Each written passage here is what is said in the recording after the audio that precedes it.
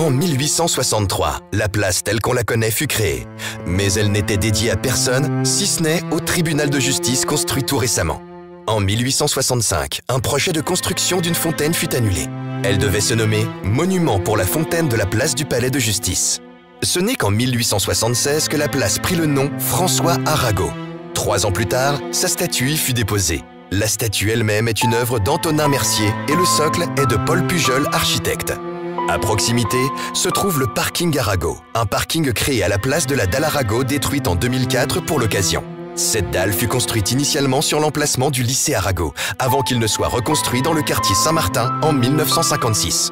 Quant au tribunal de Perpignan, il fut construit au milieu du 19e siècle entre la place et la dalle Arago.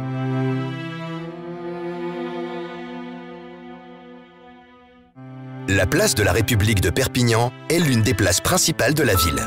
Elle a pour caractéristique d'être dans l'hypercentre, au cœur même de la vieille ville. Enserrée dans les remparts de Perpignan au Moyen-Âge, elle accueillait un marché depuis quasiment sa création, lors du développement de la ville. Elle était nommée Coronel d'Anvilla à cette époque. En 1600, un couvent de jésuites s'y installe. Comme souvent, les jésuites étaient des précepteurs. Ils enseignaient, c'est du moins l'une de leurs caractéristiques. Les moines créèrent donc sur cette place un collège et une église qu'ils dédièrent à Saint-Laurent. Expulsé du royaume de France en 1762, le couvent sera transformé en théâtre qui deviendra municipal un peu plus tard.